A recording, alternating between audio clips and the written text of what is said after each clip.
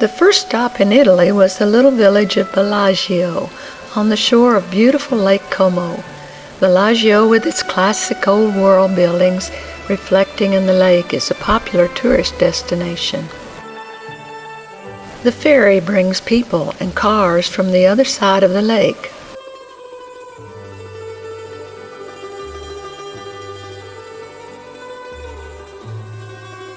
For those who want to come across quicker, there's the hydrofoil.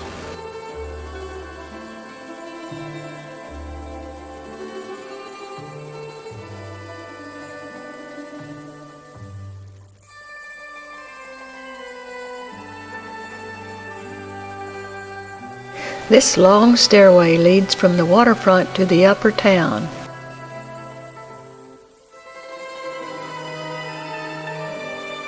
On our way to the Cinque Terre, we passed this colorful hilltop village.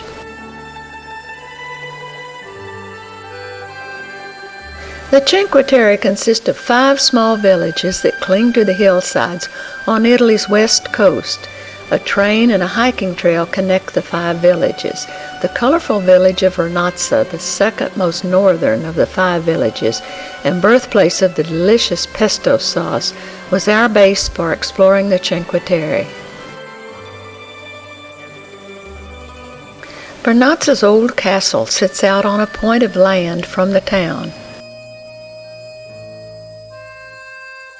Our home was on the top floor of the yellow building and overlooked the waterfront square.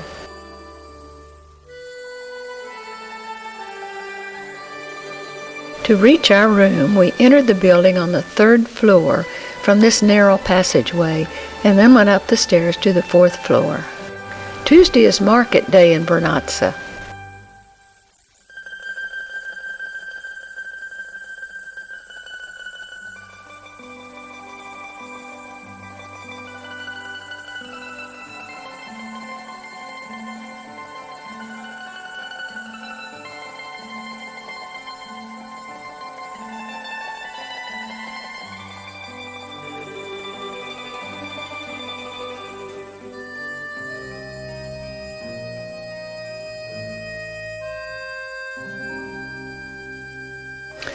Italians use many hand movements when talking.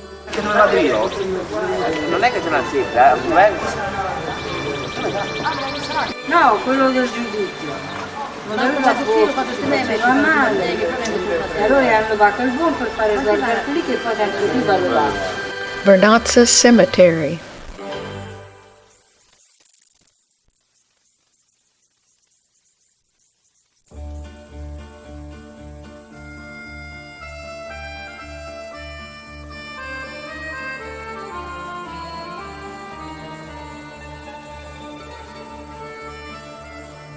We rode the train to the southernmost village of Rio Maggiore and hiked back to Vernazza on the very scenic hiking trail. The graffiti-covered tunnel along the trail connecting Rio Maggiore and Manarola is called the Via dell'Amore.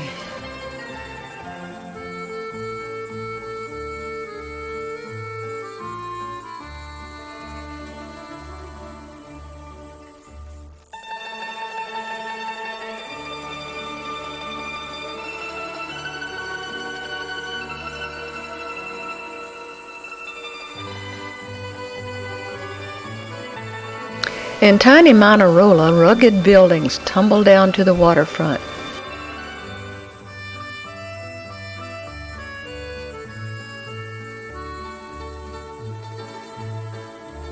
Cornelia, famous for its delicious wine, was originally settled by a Roman farmer who named the town after his mother. It is the only one of the 5 villages that is not located directly on the water.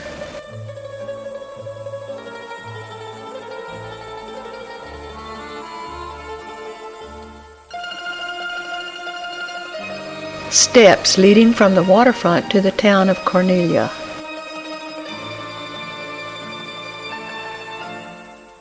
The nude beach is not far from the trail.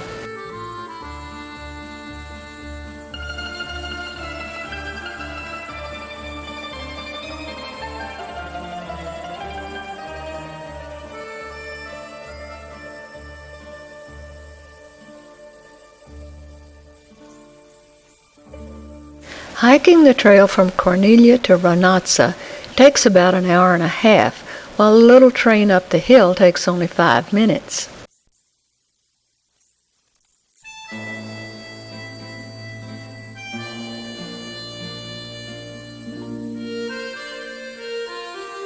The northernmost village of Monterosso, with its nice beaches, is more accessible to automobiles and has more hotels, restaurants, and tourists than the other villages.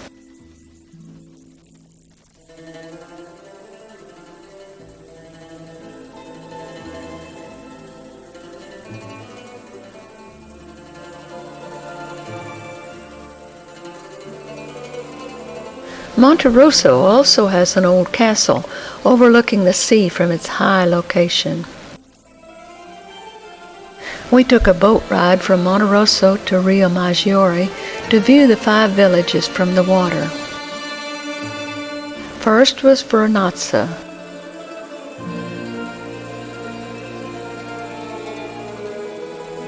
Cornelia,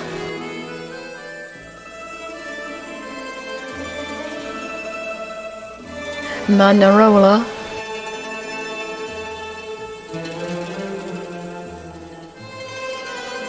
and finally Rio Maggiore.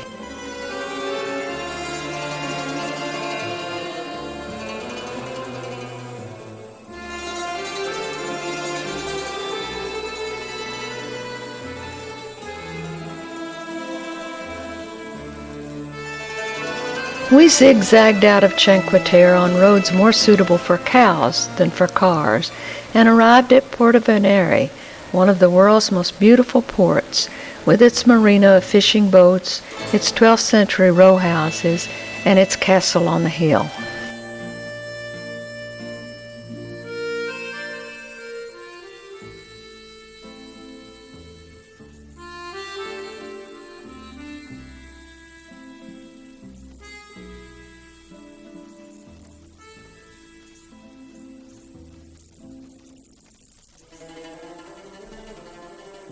Repairs are being made to prevent further tilting and possible collapse of the Leaning Tower of Pisa, Italy's most famous landmark. During this period, tourists are not allowed to enter.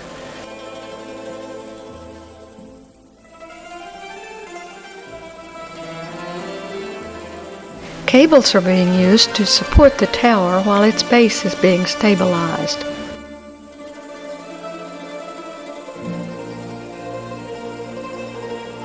In 1348, the city of Siena, once a major military power and even larger than Paris, was weakened by a disastrous outbreak of the plague and was conquered by Florence. In 1999, this beautiful city is again being overpowered. This time the conquerors are voracious crowds of tourists eager to soak up its ambiance.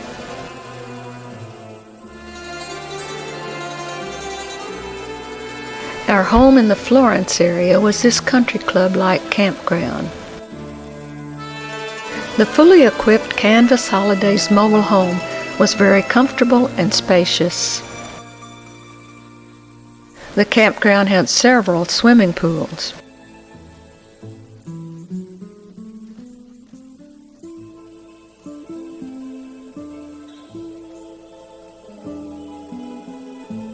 Where Europeans go, so go their dogs. So this campground provided a special room for bathing the family pet.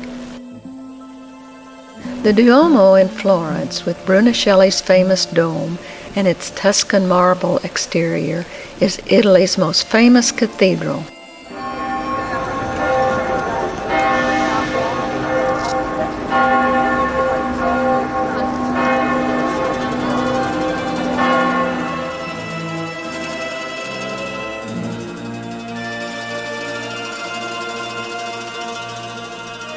The Palazzo Vecchio, home to the Medici family before their move to the Pitti Palace, is a museum and seat of the Florentine government.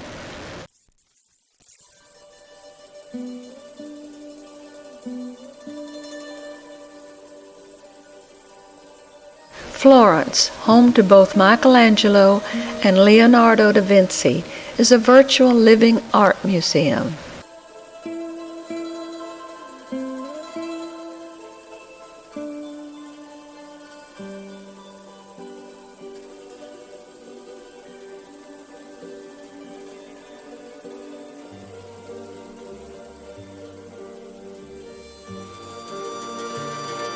Michelangelo's David is truly a Renaissance man. The large right hand signifies the hand of God that empowered David to slay the giant.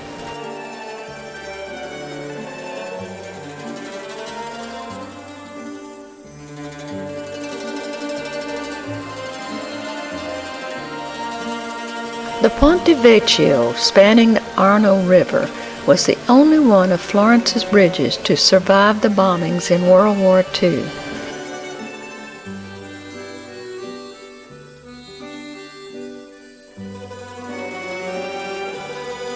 The tower of the Palazzo Vecchio and the Duomo dominate the skyline of Florence.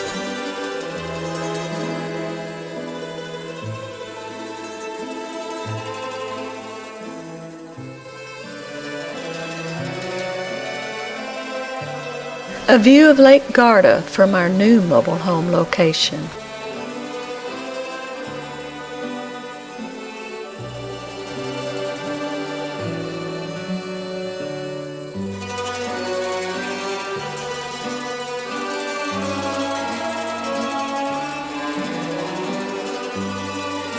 An excursion boat took us to the north end of Lake Garda.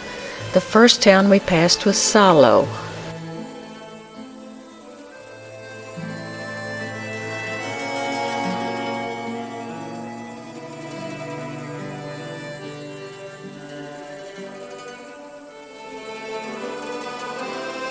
It is said that Mussolini had a home on Lake Garda.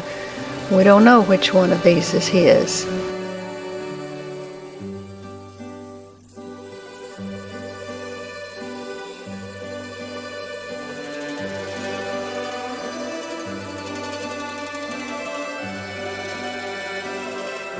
There are several interesting villages on the way to the north end.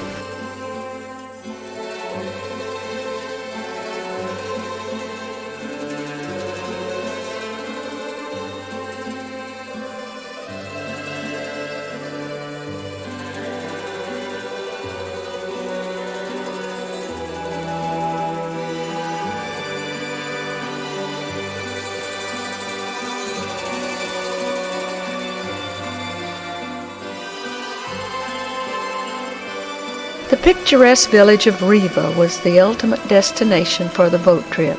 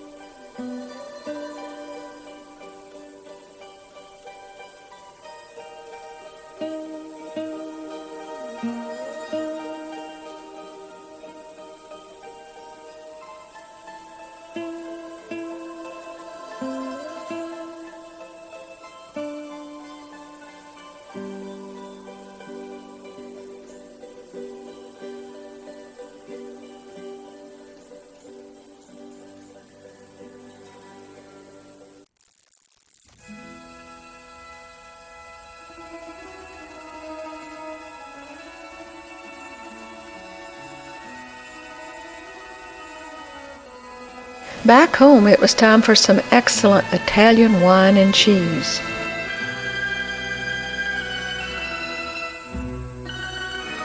I am whipping up a delicious Italian meal in our mobile home kitchen. A beautiful night view of Lake Garda from our mobile home.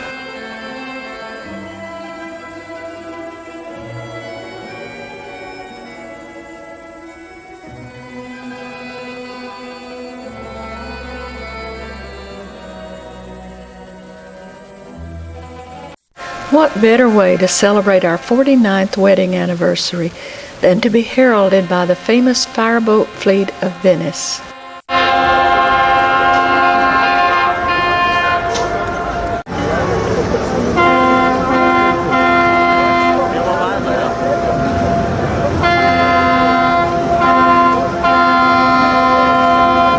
This beautiful 9th century Doge Palace was the residence of the ruling Duke and the seat of Venetian government. Its opulence was intended to display the wealth and power of Venice. This famous Bridge of Sighs was so named because the prisoners were led across this bridge from the Doge Palace to the old prison. Pigeon feeding is a familiar sight on St. Mark's Square.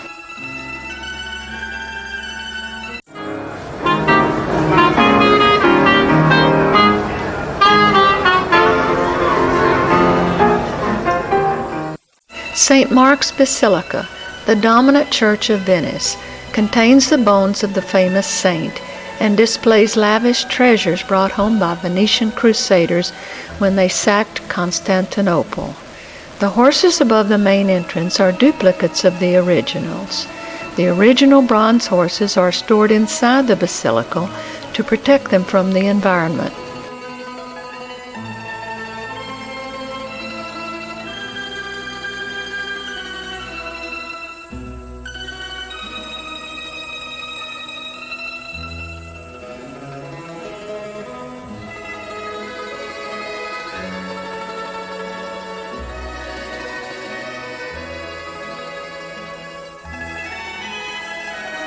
The interior of the basilica.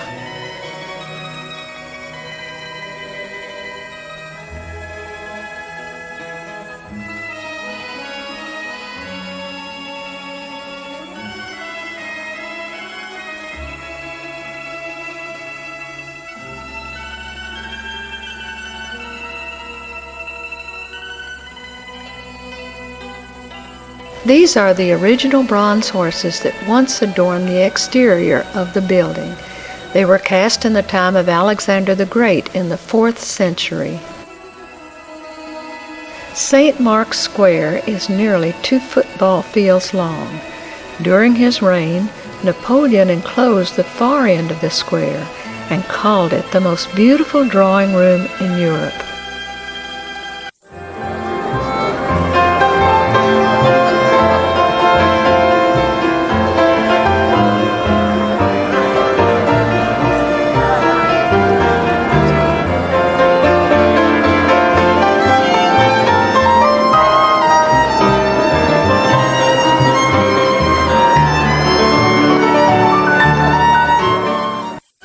The best way to see Venice is to walk. So meander through the streets and share the sights with us. You will see bits of trivia not found by many tourists and notice the old buildings lining the narrow canals. Listen, and you will hear the music of the city.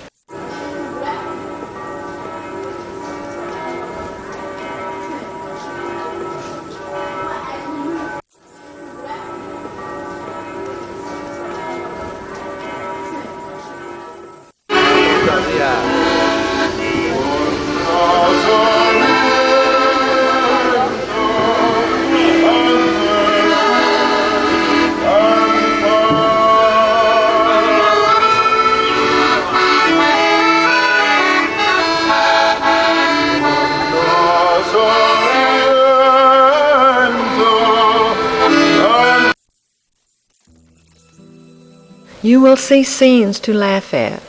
The proprietor of this store did not like us to video her mannequins.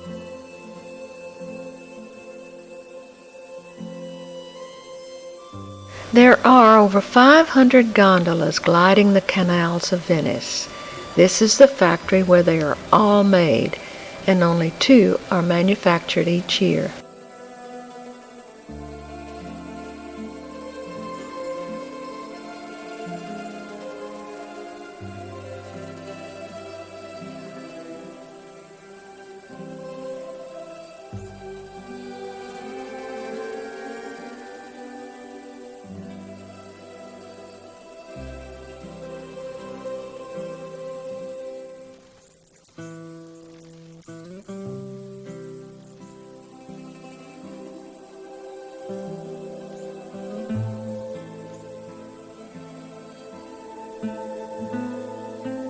The famous Rialto Bridge is seen on most Venice travel brochures.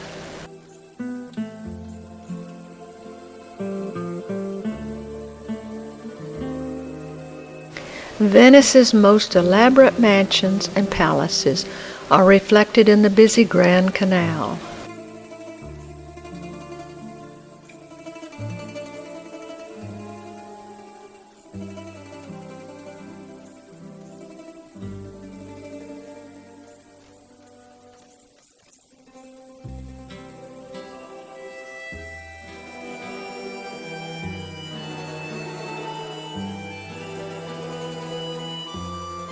Since Canvas Holidays did not offer mobile homes near Venice, we opted for one of their spacious tents, complete with 2 bedrooms, living dining area, and kitchen.